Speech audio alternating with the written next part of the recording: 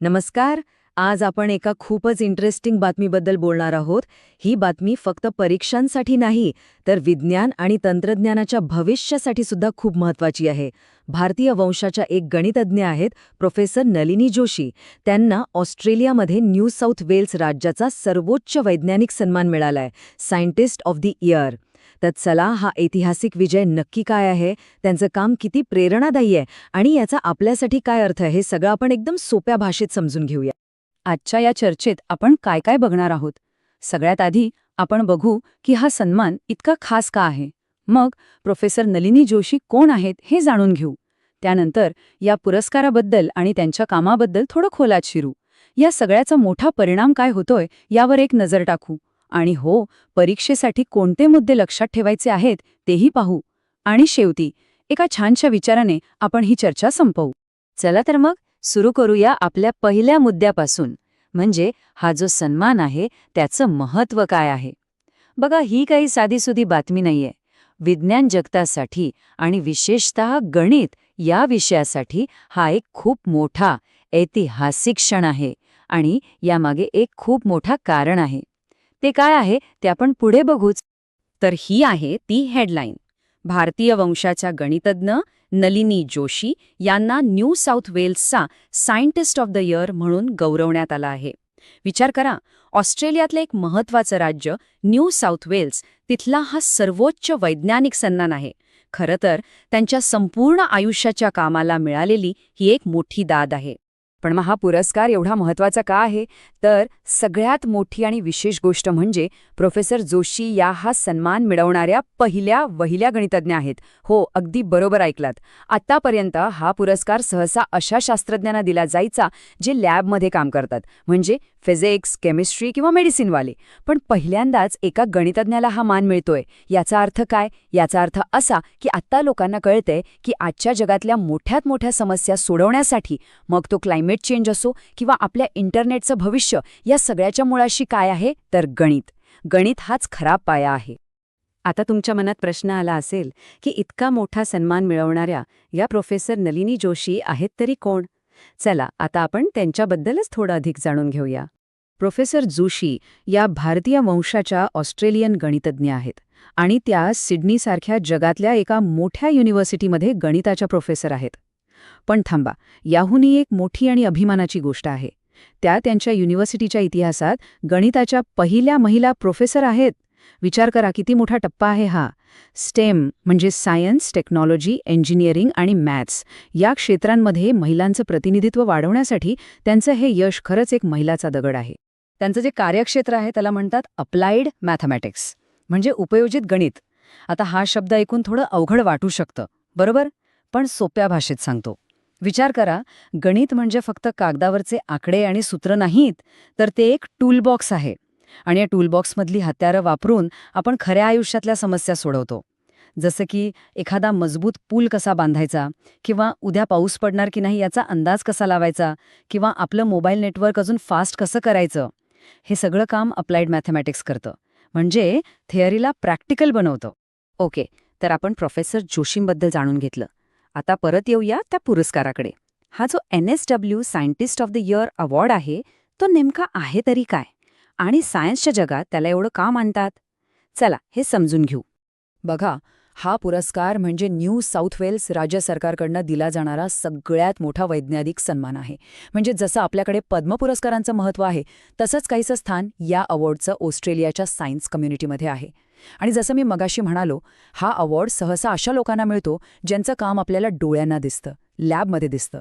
पण प्रोफेसर जोशींच्या या विजयाने एक गोष्ट अधोरेखित केली आहे की आपण रोज जे तंत्रज्ञान वापरतो त्याच्या मागे एक अदृश्य शक्ती काम करत असते, आणि ती शक्ती म्हणजे गणित. ठीक आहे, आता आपण जरा अजून खोलात जाऊया.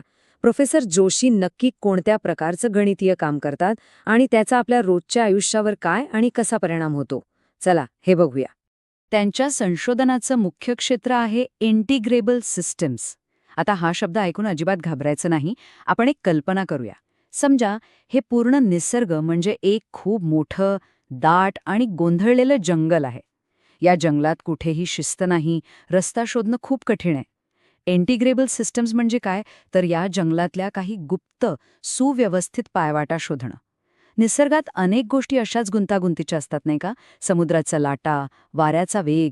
पण या सिस्टम्सच्या मदतीने गणितज्ञ त्यातले छुपे पॅटर्न शोधून काढतात आणि मग त्यांचे अचूक भाकीत करणं शक्य होतं. आणि हे किती कमाल आहे, नाही का? हे जे कागदावरचं गणित वाटतंय ते आजच्या जगातल्या 3 मोठ्या टेक्नॉलॉजीचा पाया आहे. पहिलं फायबर ऑप्टिक, म्हणजे ज्याच्यामुळे आपल्या घरी हायस्पीड इंटरनेट येतं. त्या केबलमधून लाईटचा सिग्नल कसा जाईल याचं सगळं गणित ह्याच सिस्टीमवर अवलंबून आहे. दुसरं हवामानशास्त्र. समुद्रातले प्रवाह, वातावरणातले बदल हे सगळं समजून घेण्यासाठी जे मॉडेल बनवतात त्याचा आधार हेच गणित आहे. आणि तिसरं, हे तर भविष्यासाठी खूप महत्त्वाचं आहे, पोस्ट क्वांटम क्रिप्टोग्राफी. म्हणजे उद्या जेव्हा सुपरफास्ट क्वांटम कम्प्युटर्स येतील तेव्हा आपला बँक डेटा, पासवर्ड सुरक्षित ठेवण्यासाठी जे नवीन प्रकारचे कोड्स लागतील ते बनवण्याचं कामसुद्धा ह्याच गणितावर आधारित आहे. अविश्वसनीय. आणि हाच मुद्दा इथे खूप महत्वाचा ठरतो. इथे म्हटल्याप्रमाणे त्यांचं काम हे दाखवून देतं की प्रगत गणित कसं विकासाचा पाया घालतं, जरी त्याचा परिणाम आपल्याला थेट दिसत नसला तरी. याचा सोपा अर्थ काय, तर गणित हे नेहमी पडद्यामागे राहून काम करतं. म्हणजे बघा, आपण जो स्मार्टफोन वापरतो, इंटरनेट वापरतो, गाडीत GPS लावतो, या प्रत्येक गोष्टीमागे शेकडो गणितीय सिद्धांत आहेत. आपल्याला ते दिसत नाहीत, पण ते आहेत. प्रोफेसर जोशींचं काम म्हणजे याच अदृश्य पायाचा एक मजबूत स्तंभ आहे. ओके, तर आपण त्यांचं काम आणि पुरस्काराबद्दल बोललो. आता थोडं मोठं चित्र बघूया. या सगळ्याचं विज्ञान आणि आपल्या समाजावर काय परिणाम होतोय यावर एक नजर टाकू. या संपूर्ण गोष्टीतून आपल्याला 4 महत्वाचे टेकअवेज मिळतात. नंबर 1, गणित ही विज्ञानाची भाषा आहे. फिजिक्सचे नियम असोत किंवा कम्प्युटरचे अल्गोरिदम, गणिताशिवाय ते शक्यच नाहीत. नंबर 2, स्टेम क्षेत्रामध्ये महिलांचा सहभाग किती महत्वाचा आहे हे पुन्हा एकदा अधोरेखित झालंय. नंबर 3, मूलभूत संशोधनाचं महत्त्व, म्हणजे आज जे संशोधन फक्त कागदावर दिसतंय तेच उद्याच्या अविश्वसनीय टेक्नॉलॉजीचा पाया रचतं. आणि चौथा, सर्वात महत्वाचा मुद्दा, जगभरातल्या आणि विशेषतः भारतातल्या तरुण मुलामुलींसाठी प्रोफेसर जोशी एक खूप मोठं इन्स्पिरेशन आहेत. चला, आता आपण आपल्या चर्चेच्या त्या भागाकडे वळूया जो स्पर्धा परीक्षांची तयारी करणाऱ्यांसाठी खूप महत्वाचा आहे. असे काही मुद्दे जे थेट परीक्षेत विचारले जाऊ शकतात. हे मुद्दे अगदी पाठ करून ठेवा. पुरस्काराचं नाव New South Wales scientist of the year. विजेत्या नलिनी जोशी, भारतीय वंशाच्या गणितज्ञ. त्यांचं मुख्य यश काय, तर त्या हा पुरस्कार मिळवणाऱ्या पहिल्या गणितज्ञ आहेत. त्यांचं संशोधन क्षेत्र कोणतं, इंटिग्रेबल सिस्टम्स. आणि त्याचे उपयोग कुठे होतात, फायबर ऑप्टिक्स, हवामान विज्ञान आणि क्वांटम क्रिप्टोग्राफी. हे मुद्दे प्रिलिम्ससाठी थेट प्रश्न म्हणून येऊ शकतात किंवा मेन्समध्ये सायन्स इन टेकच्या उत्तरात यांचा उल्लेख करणं खूप फायद्याचं ठरू शकतं. तर आता आपण आपल्या या चर्चेच्या जवळजवळ शेवटाकडे आलो आहोत. चला, या सगळ्याचा सार काय आहे ते एकदा पटकन बघूया. सोप्या शब्दात सांगायचं झालं तर प्रोफेसर नलिनी जोशी यांना मिळालेला हा पुरस्कार फक्त एका व्यक्तीचा सन्मान नाहीये. हा सन्मान आहे त्या विचारांच्या शक्तीचा, ज्याला आपण गणित म्हणतो. हा उत्सव आहे त्या मूलभूत संशोधनाचा जे आपलं भविष्य घडवतं. आणि सगळ्यात महत्त्वाचं, हा उत्सव आहे विज्ञानातील महिलांच्या नेतृत्वाचा आणि त्यांच्या अमूल्य योगदानाचा. आणि जाता जाता मी तुम्हाला एका प्रश्नासोबत सोडून जात आहे.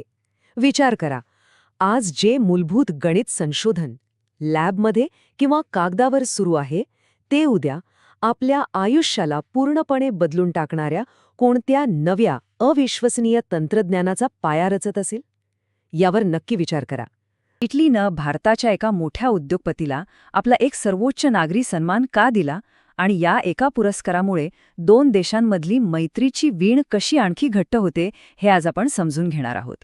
कधी विचार केला आहे का की जेव्हा एखादी व्यक्ती दुसऱ्या देशात राहून त्या देशासाठी काहीतरी खूप मोठं आणि चांगलं काम करते तेव्हा तो देश त्यांचे आभार कसे मानत असेल किंवा आपली कृतज्ञता कशी व्यक्त करत असेल?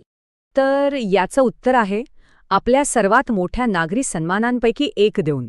आणि हा सन्मान म्हणजे फक्त एक पदक नाहीये, तर ते 2 देशांमधल्या मैत्रीचं आणि विश्वासाचे खूप मोठं प्रतीक आहे. चला तर मग आपण इटलीच्या याच मैत्रीच्या ताऱ्याबद्दल म्हणजेच order of the star of Italy या प्रतिष्ठित पुरस्काराबद्दल आणि त्याच्या महत्त्वाविषयी सविस्तर जाणून घेऊया.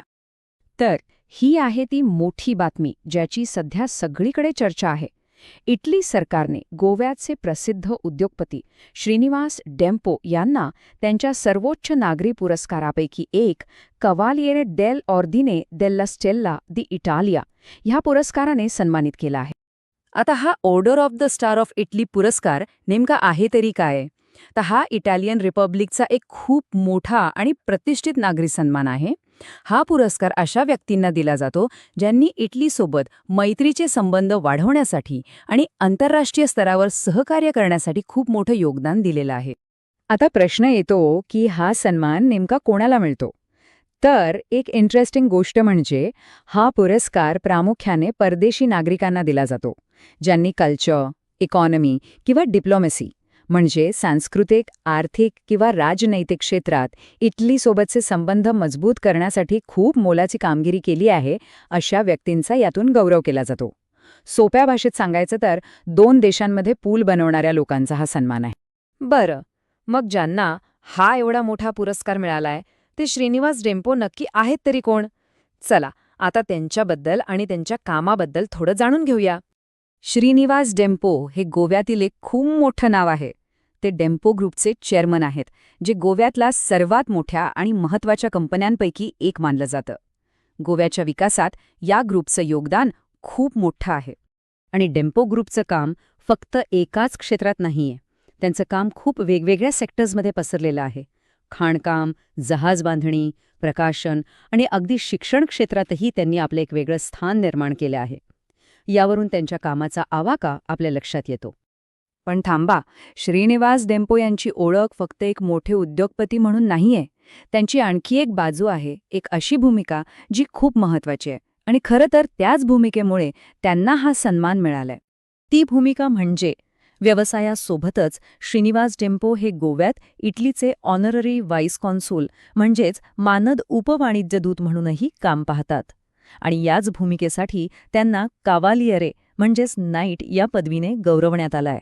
आता मानद वाणिज्यदूत हा शब्द ऐकून आपल्या मनात प्रश्न येऊ शकतो की नेहमीचे जे राजदूत असतात आणि हे मानद वाणिज्यदूत यांच्यात नेमका फरक तरी काय असतो? चला, हा महत्त्वाचा फरक समजून घेऊया. बघा, ह्यातला फरक अगदी सोपा आहे. व्यावसायिक राजदूत हे त्या देशाचे सरकारी कर्मचारी असतात. ते पूर्ण वेळ आपल्या देशाच्या धोरणांचं प्रतिनिधित्व करतात. याउलट मानद वाणिज्यदूत हे त्याच देशाचे नागरिक असतात जिथे ते काम करतात. म्हणजे डेम्पो हे भारताचे नागरिक आहेत आणि ते इथे इटलीसाठी काम करतात. ते सहसा मोठे व्यावसायिक किंवा प्रतिष्ठित व्यक्ती असतात आणि ते 2 देशांमधील स्थानिक पातळीवरचे संबंध, व्यापार आणि नागरिकांना मदत करण्याचं काम करतात. तर श्रीनिवास डेम्पो यांना हा पुरस्कार का मिळाला? तर त्यांच्याच मानद वाणिज्यदूत म्हणून केलेल्या कामासाठी. गोव्यात येणाऱ्या इटालियन नागरिकांना मदत करणं असो किंवा गुंतवणुकीच्या काही गुंतागुंतीच्या प्रकरणांमध्ये गोवा सरकारसोबत समन्वय साधणं असो, त्यांचं काम हे दोन्ही देशांसाठी एक महत्त्वाचा आणि विश्वासार्ह दुवा ठरला आहे. म्हणजे बघा, हा पुरस्कार फक्त एका व्यक्तीचा सन्मान नाहीये. तो भारत आणि इटली यांच्यातल्या वाढत्या मैत्रीपूर्ण आणि धोरणात्मक संबंधांचं एक मोठं उदाहरण आहे. पाहूया याचं महत्त्व नेमकं आहे तरी काय. हा पुरस्कार प्रदान करण्यासाठी गोव्यात एक खास समारंभ आयोजित केला होता. तिथे मुंबईतले इटलीचे जे महावाणिज्यदूत आहेत वॉल्टर फेरारा, त्यांनी स्वतः श्रीनिवास डेम्पो यांना हा सन्मान दिला. या कार्यक्रमाला अनेक मोठे अधिकारी आणि व्यावसायिक उपस्थित होते, ज्यामुळे या घटनेचं राजनैतिक महत्त्व आणखी वाढतं. आंतरराष्ट्रीय संबंधांमध्ये अशा पुरस्कारांचं महत्त्व खूप जास्त असतं. पहिलं, ते 2 देशांमधल्या चांगल्या संबंधांचं प्रतीक असतात. दुसरं म्हणजे यामुळे भविष्यात एकत्र काम करायला प्रोत्साहन मिळतं, ज्यामुळे नवीन संधी निर्माण होतात. तिसरं, यातून दोन्ही देशांमधले व्यावसायिक आणि सांस्कृतिक संबंध आणखी घट्ट होतात. आणि सगळ्यात महत्त्वाचं, डेम्पो यांच्यासारख्या व्यावसायिक नेत्यांची जागतिक राजकारणातली वाढती भूमिका यातून अधोरेखित होते. चला तर मग या सगळ्या चर्चेतले महत्त्वाचे मुद्दे थोडक्यात पुन्हा पाहूया. 1. Order of the star of Italy हा इटलीचा एक सर्वोच्च नागरी सन्मान आहे. 2. हा पुरस्कार आंतरराष्ट्रीय मैत्री वाढवणाऱ्यांना दिला जातो. 3. श्रीनिवास डेम्पो यांना एक उद्योगपती आणि मानद वाणिज्यदूत या त्यांच्या दुहेरी भूमिकेसाठी हा सन्मान मिळाला. आणि 4. मानद वाणिज्यदूत हे व्यावसायिक राजदूत नसले तरी आधुनिक जगात 2 देशांना जोडणारे ते खूप महत्त्वाचे पूल असतात. आणि जाता जाता एक विचार नक्की करा की श्रीनिवास डेम्पो यांच्या उदाहरणावरून आपल्याला काय शिकायला मिळतं. जेव्हा व्यवसाय आणि राजकारण हातात हात घालून काम करतात तेव्हा दोन देशांमध्ये केवळ व्यावसायिकच नाही तर सांस्कृतिक आणि सामाजिक स्तरावर आणखी कोणते नवीन पूल बांधले जाऊ शकतात. नक्कीच विचार करण्यासारखा प्रश्न आहे. नमस्कार. कधी-कधी काही न्यायालयीन नियुक्त्या या फक्त प्रशासकीय बदल नसतात. त्या खरं तर एक ऐतिहासिक क्षण असतात जे आपल्या देशाच्या भविष्याला एक नवी दिशा देतात. आज आपण अशाच एका महत्त्वाच्या क्षणाबद्दल बोलणार आहोत ज्याने भारतीय न्यायव्यवस्थेत एक नवीन अध्याय जोडला आहे. चला, आजच्या आपल्या या चर्चेची सुरुवात एका छोट्याशा प्रश्नाने करूया. जरा विचार करा, भारतातलं असं कोणतं राज्य आहे जिथे नुकतंच इतिहासात पहिल्यांदाच हायकोर्टाच्या चीफ जस्टिसपदी एका महिलेची निवड झाली आहे? तुमच्या मनात काही नावं येत असतील, पण खरं उत्तर ऐकून तुम्हाला नक्कीच आश्चर्य वाटेल. आणि ह्याचं उत्तर आहे मेघालय. हो, न्यायमूर्ती रेवती मोहिते ढेरे यांनी 11 जानेवारी 2026 रोजी मेघालय हायकोर्टच्या पहिल्या महिला मुख्य न्यायाधीश म्हणून शपथ घेतली. ही गोष्ट इतकी खास काय माहिती आहे, कारण मेघालय हे एक मातृसत्ताक राज्य आहे. म्हणजे तिथे वंश आणि वारसा आईकडून मुलीकडे जातो. अशा समाजामध्ये सर्वात मोठ्या न्यायिक पदावर एका महिलेची नियुक्ती होणं हे किती महत्त्वाचं असेल, नाही? तर आज आपण या घटनेच्या सगळ्या बाजू समजून घेणार आहोत. न्यायमूर्ती डेरेन यांचा प्रेरणादायी प्रवास कसा होता, हे हायकोर्ट कधी सुरू झालं आणि या नियुक्तीचे आपल्या न्यायव्यवस्थेवर काय परिणाम होतील, या सगळ्या गोष्टींवर आपण नजर टाकणार आहोत. चला तर मग सुरू करूया. सगळ्यात आधी ओळख करून घेऊया त्या व्यक्तीची ज्यांच्यामुळे हा ऐतिहासिक क्षण आपण अनुभवतोय. न्यायमूर्ती रेवती मोहिते डेरे. न्यायमूर्ती डेरे यांची कारकीर्द पाहिली ना तर ती खूपच प्रभावी आहे. मेघालयला जाण्याआधी त्या बॉम्बे हायकोर्टात जज होत्या. आणि आपल्याला माहिती आहे, बॉम्बे हायकोर्ट हे देशातल्या सगळ्यात महत्त्वाच्या कोर्टांपैकी एक आहे. कॉन्स्टिट्यूशनल, क्रिमिनल, सिव्हिल या सगळ्या प्रकारच्या कायद्यांमध्ये त्यांचा प्रचंड अनुभव आहे. आणि म्हणूनच त्यांच्या अनुभवामुळे आणि सचोटीमुळे सुप्रीम कोर्टाच्या कॉलेजियमने त्यांच्या नावाची शिफारस केली. म्हणजे बघा, हे फक्त एक अपॉइंटमेंट नाहीये. यामागे अनेक वर्षांची मेहनत आहे, समर्पण आहे आणि न्यायावर असलेली निष्ठा आहे. आणि म्हणूनच त्यांचा हा प्रवास खास करून कायद्याच्या क्षेत्रात येऊ पाहणाऱ्या तरुण मुलींसाठी एक खूप मोठी प्रेरणा आहे. ओके, तर न्यायमूर्ती डेरे यांच्याबद्दल आपण बोललो. आता थोडा त्या कोर्टाबद्दल बोलूया जिथे हा इतिहास घडलाय, म्हणजे मेघालय हायकोर्ट. ह्या कोर्टाची पार्श्वभूमी समजली ना की या घटनेचं महत्त्व आपल्याला अजून चांगलं कळेल. तर हायकोर्ट म्हणजे नेमकं काय असतं? अगदी सोप्या शब्दांत सांगायचं तर हे राज्यातलं सगळ्यात मोठं न्यायालय असतं. याचं मुख्य काम काय? तर संविधानाचं रक्षण करणं, आपल्या सगळ्यांच्या मूलभूत हक्कांचं संरक्षण करणं. राज्यातली संपूर्ण न्यायव्यवस्था नीट चालाली ही जबाबदारी हायकोर्टावर असते. आणि इथे एक इंटरेस्टिंग गोष्ट आहे. मेघालय हायकोर्टची स्थापना कधी झाली माहितीये? 2013 साली. म्हणजे हे आपल्या देशातल्या अगदी नवीन हायकोर्टांपैकी एक आहे. आणि विचार करा, अशा एका तरुण कोर्टाला जेव्हा इतक्या अनुभवी न्यायाधीशाचं नेतृत्व मिळतं तेव्हा ते त्या कोर्टाच्या भविष्यासाठी किती चांगलं असेल. मग 2013च्या आधी काय होतं? तेव्हा मेघालय, मणिपूर आणि त्रिपुरा ही तिन्ही राज्य गुवाहाटी हायकोर्टाच्या अंतर्गत येत होती. पण मग हळूहळू कामाचा व्याप वाढला, प्रत्येक राज्याच्या गरजा वेगळ्या होत्या आणि म्हणूनच मेघालयासाठी एक स्वतंत्र वेगळं हायकोर्ट बनवण्यात आलं. चला, एक पटकन प्रश्न बघूया लक्ष आहे की नाही. स्क्रीनवर एक प्रश्न दिसतोय. आपण आत्ताच याबद्दल बोललो. काय वाटतंय, काय असेल उत्तर? हो, अगदी बरोबर. उत्तर आहे बी, गुवाहाटी हायकोर्ट. मस्त. ओके, तर मेघालय हायकोर्ट कसं बनलं हे आपण पाहिलं. पण आता प्रश्न हा आहे की या हायकोर्टाच्या चीफ जस्टिसची निवड होते कशी? याची एक ठरलेली प्रोसेस आहे जी आपल्या संविधानात दिलेली आहे. ही प्रोसेस साधारणपणे 3 स्टेप्समध्ये होते. पहिली स्टेप, सुप्रीम कोर्टाचं कॉलेजियम म्हणजे देशाचे सरन्यायाधीश आणि इतर सिनियर जज मिळून एका योग्य उमेदवाराचं नाव सुचवतात. दुसरी स्टेप, मग भारताचे राष्ट्रपती त्या नावाला मंजुरी देतात आणि ऑफिशियली अपॉइंटमेंट करतात. आणि तिसरी स्टेप, शेवटी त्या राज्याचे राज्यपाल नवीन चीफ जस्टिसला शपथ देतात. न्यायमूर्ती डेरे यांचा शपथविधी शिलाँगच्या लोकभवनातल्या दरबार हॉलमध्ये झाला. मेघालयचे राज्यपाल चंद्रशेखर एच विजयशंकर यांनी त्यांना शपथ दिली आणि त्यांनी जागा घेतली आहे न्यायमूर्ती सौमेन सेन यांची, ज्यांची आता बदली झाली आहे. चला इथे थोडंच थांबूया आणि विचार करूया. खास करून जे स्पर्धा परीक्षांची तयारी करतायत त्यांच्यासाठी हा प्रश्न महत्त्वाचा आहे. तुम्हाला माहिती आहे का की आपल्या संविधानातलं कोणतं आर्टिकल हायकोर्टाच्या जजेसच्या अपॉइंटमेंटबद्दल सांगतं? जरा विचार करा. याचं उत्तर आपण थोड्या वेळाने बघूच. ओके, तर अपॉइंटमेंट कशी होते हे आपण पाहिलं, पण आता जरा याच्या पुढचा विचार करूया. ही नियुक्ती इतकी महत्त्वाची का आहे? ही फक्त एका व्यक्तीची नियुक्ती आहे की यापेक्षा काहीतरी मोठं आहे? याचे परिणाम काय होतील? या नियुक्तीचे ना खूप मोठे अर्थ आहेत. एक तर न्यायव्यवस्थेमध्ये महिलांचा सहभाग वाढतोय हे यातून दिसतं.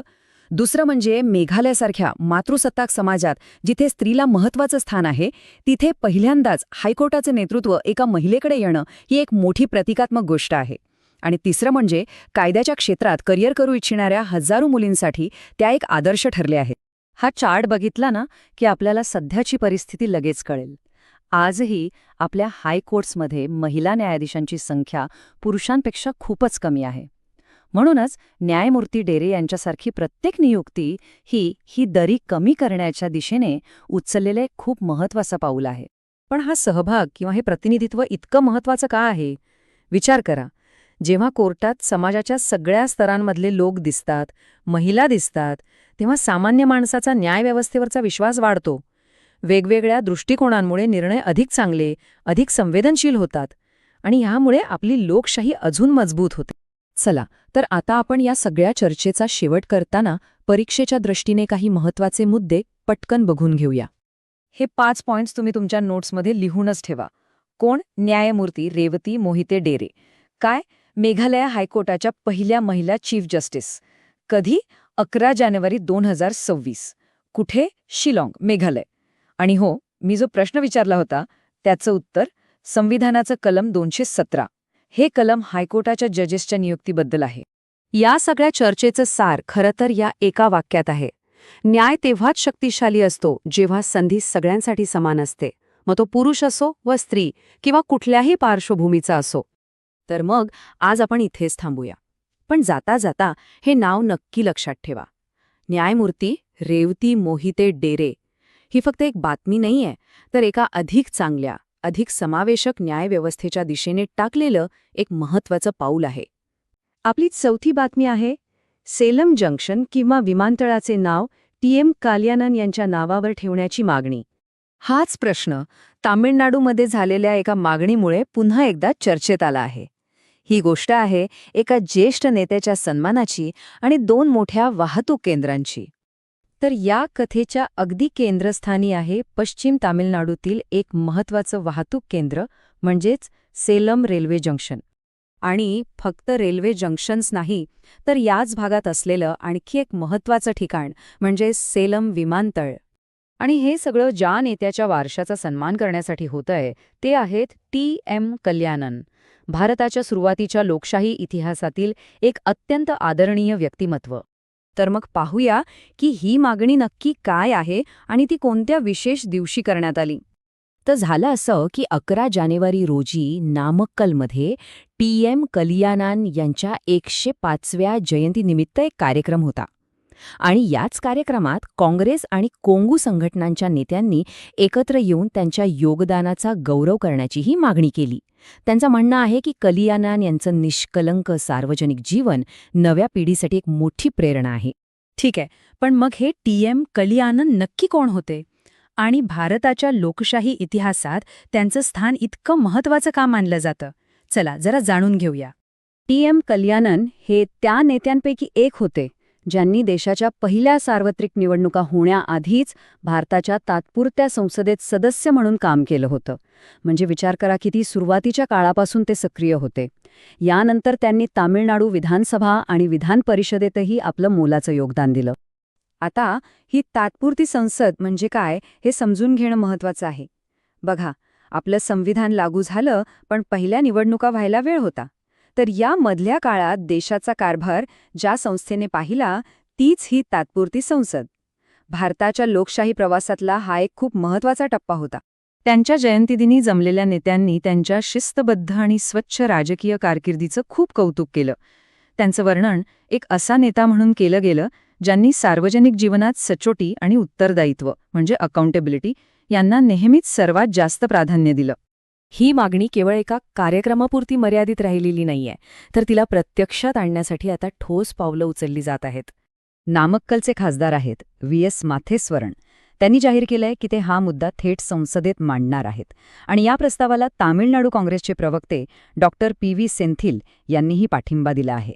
म्हणजे आता हा विषय स्थानिक पातळीवरून थेट राष्ट्रीय स्तरावर नेण्याची एक स्पष्ट योजना दिसतेय. पण एक मिनिट थांबा. एखाद्या रेल्वे स्टेशन किंवा विमानतळाचं नाव बदलण्याला इतकं महत्त्व का दिलं जातं? यामागे नेमके काय विचार असतात? खरं तर ही फक्त नावं नसतात, ही प्रतीकं असतात. अशा नामकरणातून आपण केवळ एका नेत्याचा सन्मान करत नाही, तर त्यांच्या मूल्यांना आणि इतिहासाला सार्वजनिक स्मृतीत जिवंत ठेवतो. यामुळे स्थानिक लोकांमध्ये एक अभिमानाची भावना निर्माण होते आणि येणाऱ्या पिढ्यांनाही प्रेरणा मिळते. जरा थांबा आणि विचार करा, ही तिन्ही नावं आपल्याला किती सहज आठवतात, नाही का? यावरूनच लक्षात येतं की ही प्रथा संपूर्ण भारतात किती सामान्य आहे.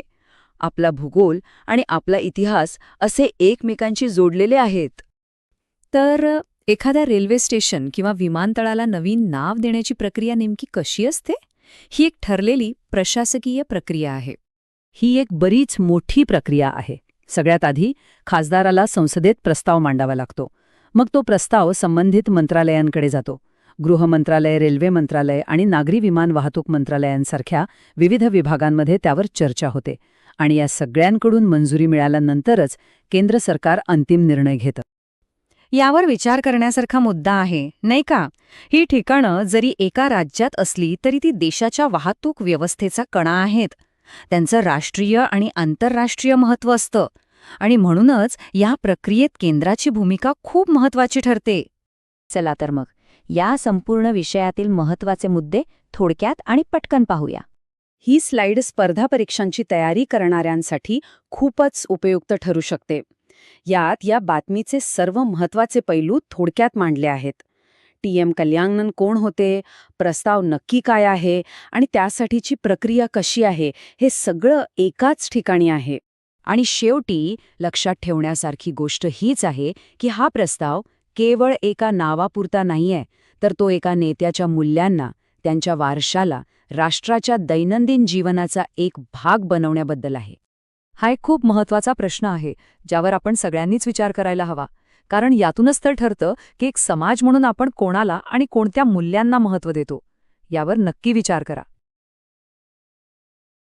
आज आपण एका अशा तंत्रज्ञानाबद्दल बोलणार आहोत जे आपल्याच ओळखीचा वापर करून आपल्यासाठी एक मोठा धोका निर्माण करू शकतं.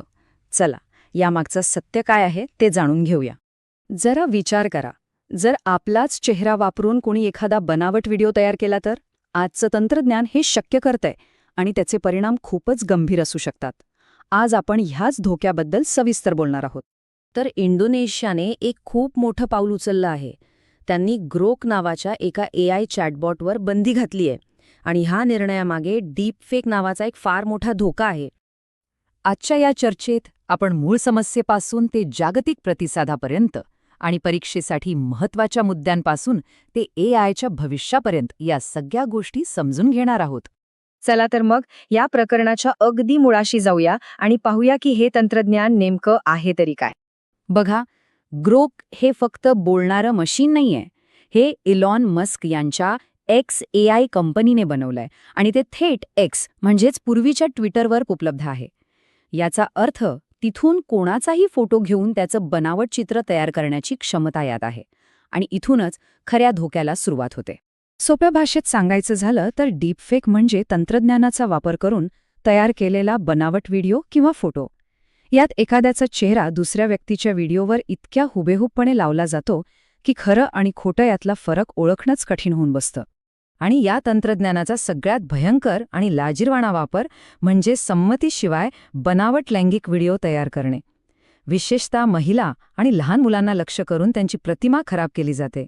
हा एक गंभीर सायबर गुन्हा आहे आणि मानवाधिकारांचं थेट उल्लंघन आहे.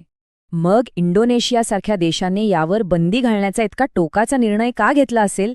चला, त्यामागची कारणं समजून घेऊया. इंडोनेशियाच्या या निर्णयामागे 4 मुख्य कारणं होती. पहिलं, ग्रोकमध्ये धोकादायक कंटेंट रोखण्यासाठी कोणतीही ठोस यंत्रणा नव्हती.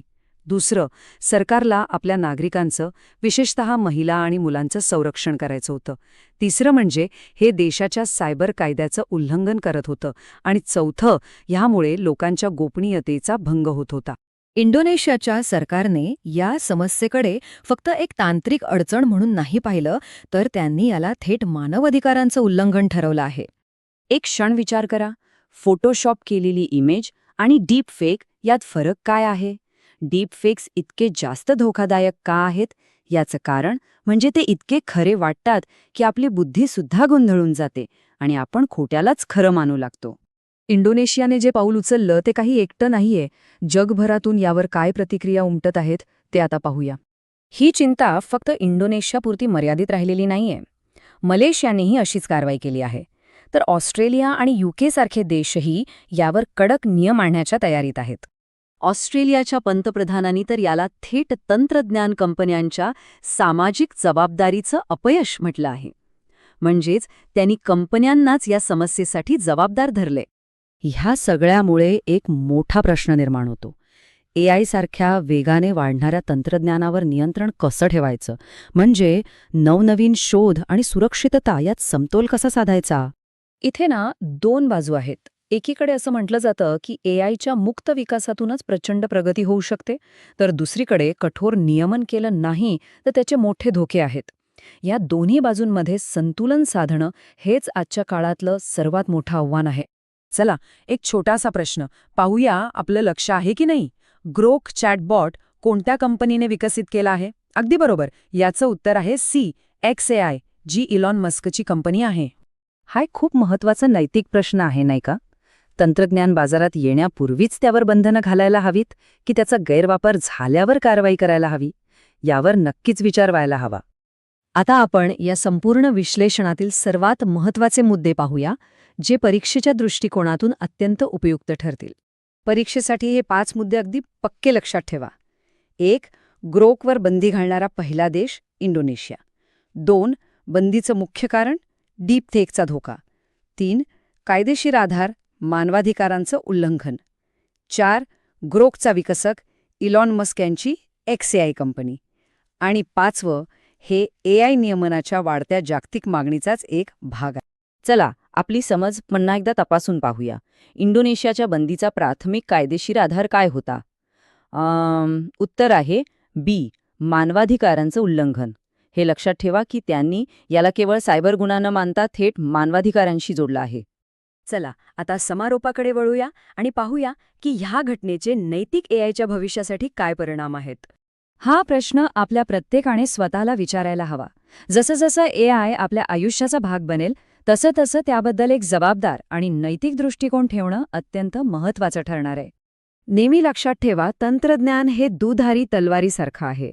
ते आपल्याला नवनिर्मितीची प्रचंड शक्ती देतं, पण त्यासोबत खूप मोठी जबाबदारीही येते. त्याचा वापर कसा करायचा हे पूर्णपणे आपल्यावर अवलंबून आहे. दिल्लीच्या मुख्यमंत्रींच्या हस्ते राष्ट्रीय ज्युनियर बॉयज हँडबॉल चॅम्पियनशिपचं उद्घाटन झालं. ही एक बातमी आहे, बरोबर? पण या बातमीच्या पलीकडे जाऊन आपण पाहिलं तर एक महत्त्वाचा प्रश्न समोर येतो. तो म्हणजे राष्ट्रीय स्तरावर होणाऱ्या या क्रीडा स्पर्धांचं आपल्या तरुण पिढीच्या विकासासाठी नेमकं काय महत्त्व आहे? चला तर मग आज याचं उत्तर शोधूया. तर हाच तो प्रश्न आहे ज्याचं उत्तर आपण आज शोधणार आहोत. आणि हे समजून घेण्यासाठी आपण एक केस स्टडी म्हणून पाहणार आहोत नुकत्याच झालेल्या 47व्या राष्ट्रीय ज्युनियर बॉयज हँडबॉल चॅम्पियनशिपला. या एका स्पर्धेच्या निमित्ताने आपण दिल्ली सरकारचं क्रीडा धोरण आणि देशाचं मोठं स्पोर्टिंग विजन काय आहे याचाही अभ्यास करणार आहोत. आज आपण काय काय पाहणार आहोत त्यावर एक नजर टाकूया. सगळ्यात आधी स्पर्धेची सुरुवात कशी झाली ते बघूया. मग खेळाडूंना काय पाठिंबा आणि प्रोत्साहन मिळतंय ते पाहूया. त्यानंतर दिल्ली सरकारची क्रीडा क्षेत्रातली मोठी योजना काय आहे, भविष्यातले चॅम्पियन्स कसे घडतात आणि शेवटी परीक्षेसाठी काही महत्त्वाचे मुद्दे, हे सगळं आपण कव्हर करणार आहोत.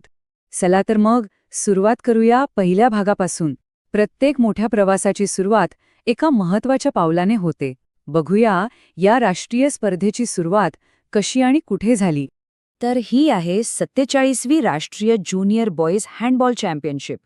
याचं उद्घाटन दिल्लीच्या मुख्यमंत्री रेखा गुप्ता यांच्या हस्ते झालं. पण यातली सगळ्यात इंटरेस्टिंग गोष्ट काय माहितीये? या स्पर्धेचं उद्घाटन नवी दिल्लीतल्या पीतमपुरा इथल्या एका सरकारी शाळेत झालं. आता बघा, एका राष्ट्रीय स्पर्धेसाठी सरकारी शाळेची निवड करणं, यातून हे स्पष्ट होतं की सरकारचा भर अगदी तळागाळातून खेळाडू शोधण्यावर आणि त्यांना संधी देण्यावर आहे. आता पुढचा मुद्दा. एवढ्या मोठ्या स्पर्धा आयोजित करायच्या म्हणजे त्यामागे एक मोठी सिस्टीम काम करत असते. तर ही सिस्टीम काय आहे आणि खेळाडूंना आर्थिक पातळीवर कसं प्रोत्साहन दिलं जातं ते समजून घेऊया. ही championship handball federation of India म्हणजेच HFI आणि दिल्ली हँडबॉल असोसिएशन यांनी एकत्र मिळून आयोजित केली आहे. HFIचे अध्यक्ष महेश कुमार स्वतः तिथे उपस्थित होते. यावरून या ज्युनियर खेळाडूंना राष्ट्रीय स्तरावरून किती गांभीर्याने पाठिंबा दिला जातोय हे आपल्याला दिसतं. आणि प्रोत्साहनाची सुरुवात तर एका मोठ्या घोषणेने झाली. मुख्यमंत्र्यांनी विजेत्या टीमसाठी तब्बल 1,00,000 रुपयांचं रोख बक्षीस जाहीर केलं. विचार करा, तरुण खेळाडूंसाठी आणि त्यांच्या टीमसाठी ही किती मोठी प्रेरणा असेल, जी त्यांना अजून चांगली कामगिरी करण्यासाठी प्रोत्साहित करेल. पण गोष्ट फक्त एका बक्षिसावरच थांबत नाहीये. दिल्ली सरकारने राज्य पातळीवर खेळणाऱ्या खेळाडूंना मिळणाऱ्या भत्त्यांमध्ये सुद्धा वाढ केली आहे. याचा थेट फायदा काय होतो? तर तरुण खेळाडू आणि त्यांच्या कुटुंबावरचा आर्थिक भार कमी होतो. मग ते पूर्णपणे आपल्या सरावावर लक्ष केंद्रित करू शकतात. बरं, हे झालं एका स्पर्धेपुरतं. पण आता याच्याही पुढे जाऊन दिल्ली सरकारचं मोठं क्रीडा धोरण काय आहे, जे या सगळ्याच्या मागे आहे, ते जाणून घेऊया. दिल्ली सरकारने आंतरराष्ट्रीय स्पर्धांमध्ये पदक जिंकणाऱ्या खेळाडूंसाठी बक्षिसाची रक्कम खूप जास्त वाढवली आहे. विचार करा, ऑलिम्पिकसारख्या स्पर्धांमध्ये जर कोणी सुवर्ण पदक जिंकलं तर त्या खेळाडूला तब्बल 7 कोटी रुपये मिळतील. ही रक्कम खेळाडूला आर्थिकदृष्ट्या पूर्णपणे सुरक्षित करते. रौप्य पदक जिंकणाऱ्या खेळाडूंनाही खूप मोठं प्रोत्साहन आहे. त्यांच्यासाठी ही रक्कम आहे 5 कोटी रुपये. याचा अर्थ असा की खेळाडू फक्त जिंकण्याच्या ध्येयाने नाही, तर आपली सर्वोत्तम कामगिरी करण्याच्या प्रेरणेने मैदानात उतरतील. आणि कांस्य पदक जिंकणाऱ्या खेळाडूचा सन्मान 3 कोटी रुपयांनी केला जाईल. हे आकडे दाखवतात की प्रत्येक पदकाला महत्त्व आहे आणि खेळाडूंना आर्थिक स्थैर्य देऊन खेळाला करिअर म्हणून निवडण्यासाठी प्रोत्साहन दिलं जातंय. तर हे फक्त आकडे नाहीत, हे एक धोरणात्मक पाऊल आहे.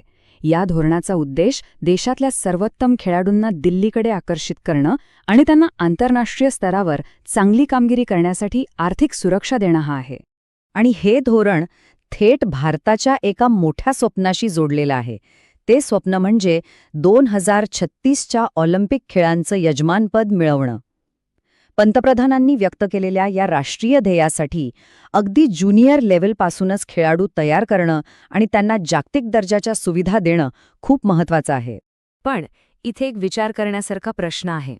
खेळाडूंना असं आर्थिक प्रोत्साहन दिल्याने चॅम्पियन घडायला खरोखर कशी मदत होते?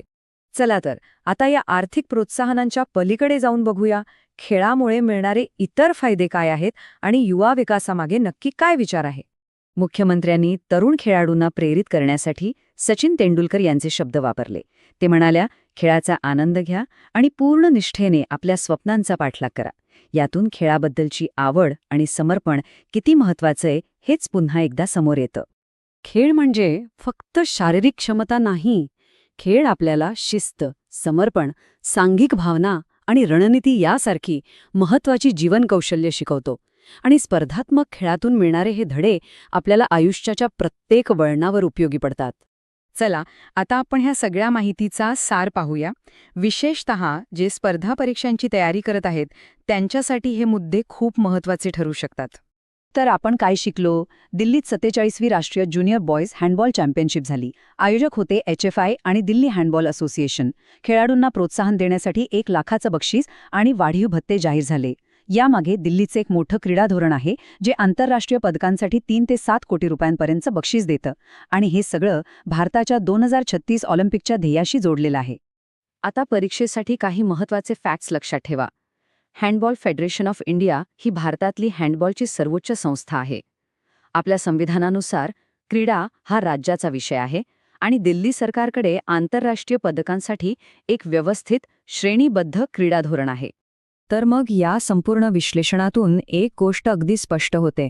खेळ हा फक्त एक खेळ नसतो, तो भविष्यातले चॅम्पियन घडवतो आणि चारित्र्य निर्माण करतो. आता जाता जाता प्रत्येकाने विचार करण्यासारखा एक प्रश्न. जर संधी मिळाली तर आपण कोणता खेळ निवडू आणि का, यावर नक्की विचार करा. कदाचित आपल्या स्वप्नांना एक नवी दिशा मिळेल.